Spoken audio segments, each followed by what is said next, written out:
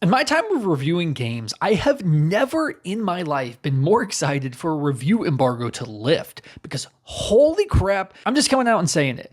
Expedition 33 absolutely freaking rips. This game blew me away and met every single expectation I had for it and then some. Now I'm also going to lay out a few very important ground rules before I even get into the actual review. If you are somebody who has been looking forward to this game and already kind of planned on buying it day one, seek out no further reviews. Do not watch gameplay.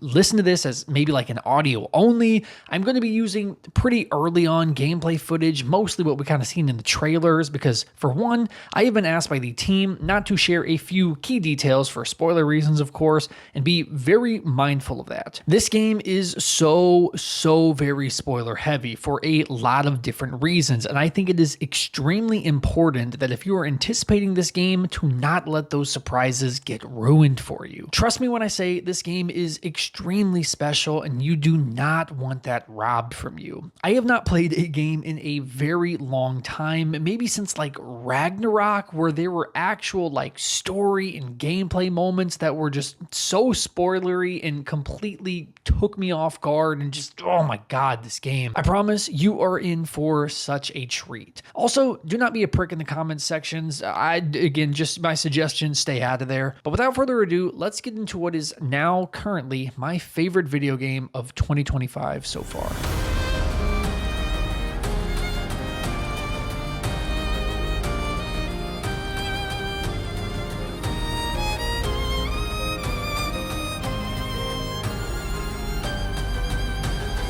If you do not have any concept of what Expedition 33 is, this is a turn-based action-adventure game where every year a person called the Paintress paints a number on a monolith, and whatever number it is, the people that are that age die. Some people decide to stay and live out their lives for what short time they have left, and while others decide to try and fight this back and join what is called the Expedition. Each team kind of laying a trail for the ones who come after. And we play as Expedition 33, and our group has 1 year left to live and try to end this cycle. So I'd love to break down a couple things. And I want to start off with something I said at the beginning that I know is going to immediately cause a handful of people to automatically check out: the phrase turn-based. I need you to trust me when I say I cannot stand turn-based games. I love action games, Souls-likes. I want to be in the action, doing things myself, not clicking a button and having it do the work for me. I know there's more to it than that. I know there's strategy involved. That's just how I see it in my head.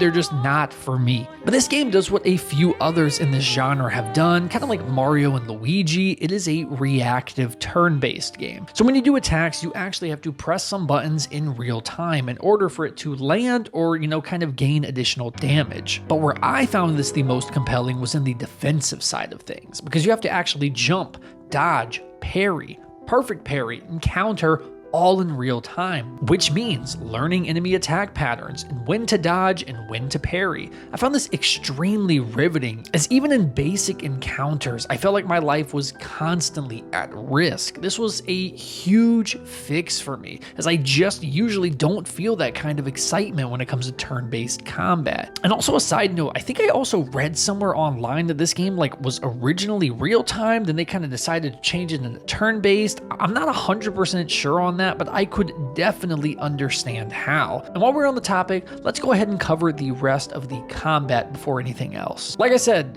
yeah, this thing rips. So you get to play as a few characters here. Gustav, Mael, and Lune are your original party members, but you will at least run into one more to add to your party. All of these guys have basic attacks and kind of 6 special moves that you can have equipped during a battle, mixing all of that with what this game calls pictos, which are essentially 3 charms per character. For example, one of them made my character take 50% less incoming damage, but she could not heal whatsoever. I found myself not really using these very much in the beginning, but once I got a little bit further into it, I didn't even realize I was robbing myself of really cool and unique play styles that change up the gameplay quite a bit. I highly encourage you to move these around, explore for more, because there are a ton of different pictos and some benefit some characters more than others. Now, each character also has numerous unique passive abilities as well. For example, Gustav has a prosthetic arm that the more consecutive hits you get, the more it builds up a kind of this charge meter, and the higher you charge it, the more damage output you do. And trust me, this thing packs punch. All in all, there is a lot of variety in combat, and I freaking enjoyed it start to finish. But that's not only due to the game's just regular combat system. Enemy variety in this game is absolutely top notch. Trust me when I say I have not seen enemy and boss variety this original and unique since probably the last From Software game. It is legitimately that good. Every area is completely a new environment with unique enemies at every single corner, and they will all culminate in some kind of ridiculously awesome boss battle that I will be thinking about for years. Guys, I'm not kidding. The bosses in this game are so good. You can better be sure you're prepared for 2 phase bosses numerous times. This thing is not easy at all, but it is so freaking rewarding and worth it. Now, yet another thing that accompanies this game's combat, the music. Holy shit.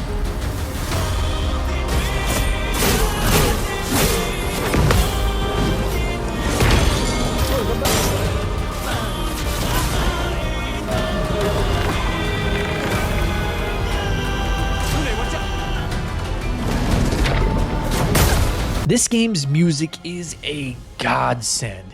Easily the best soundtrack of the year, and I don't see a world where any game does any better this year. I was blown away, whether it was calm, simple music or just absolutely jaw-dropping, epic orchestral symphonies during a boss battle. If you're a person who loves great music in games, I swear this thing will not disappoint in the slightest. I kid you not, I am listening to the soundtrack as I write this review. Now I want to dip into an aspect I did not expect to love as much as I thought I would: the story.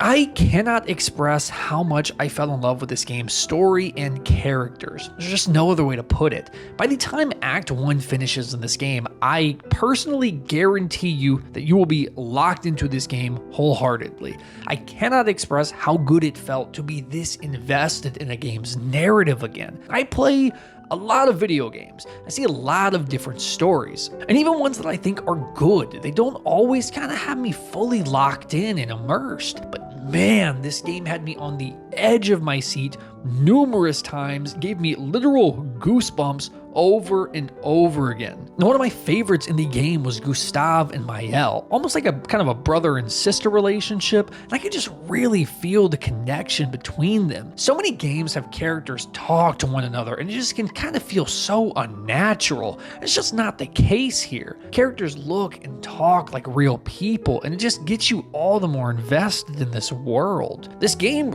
literally put me through almost every emotion possible, and I mean that extremely literally. You even have the opportunity to build relationships with one another and gain optional dialogue to kind of build up that relationship with one another, which again, I highly encourage you to do so. Again, I'm really going to keep it to that as far as the story goes. I can't express enough how much I don't want to get into the details until, this far after this game comes out, so people can at least experience it for themselves. Now, so I bet you're wondering how the game is structured. This is not an open world game at all. This is kind of a linear game in which you can control any of your party members as you're walking around the area to kind of run into or avoid enemy encounters. There's definitely a golden path here most of the time, but the game has a lot of side content that many will likely overlook or miss entirely. The base game is around 20 to 30 hours long with just as equal amount of side content. And where this really opens up though is when you can go explore the continent. You kind of get to walk around a bit of a much more open section, and you can go explore areas that are not even a part of the main main quest line. A lot of these areas you can completely avoid in the main quest. All unique enemies, bosses, it's super, super cool. Now when it comes to progression, after defeating so many enemies, you will level up and you'll get about 3 attribute points that you can put into,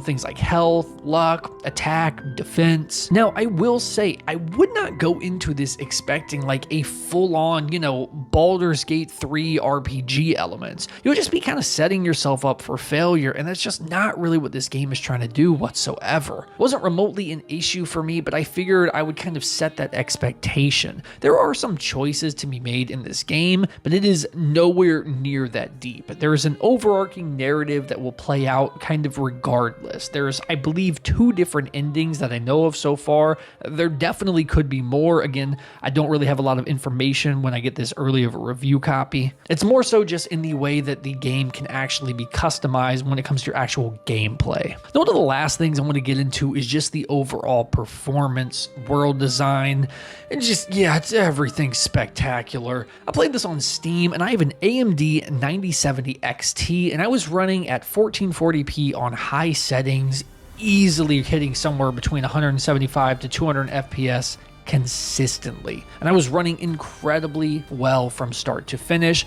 Not a single crash, major glitch, anything like that. And I really, really hope everyone else will have a similar experience when it comes to launch. I will be getting a PS5 copy when the game releases, but I was just not able to test that yet. But as far as the world and environments, it's just excellent stuff. The world is vibrant, just completely oozes with style. I'm telling you, this game has so much sauce, it is ridiculous. And to top everything off, this game was created by a very small team of people, and in a universe where we are now talking about $80 for some Mario Kart, this bad boy retails at 50 schmeckles. Absolutely freaking unreal. I don't know what these guys did, but I need to see this implemented by more devs immediately. I know you're probably thinking that this is a ton of glaze.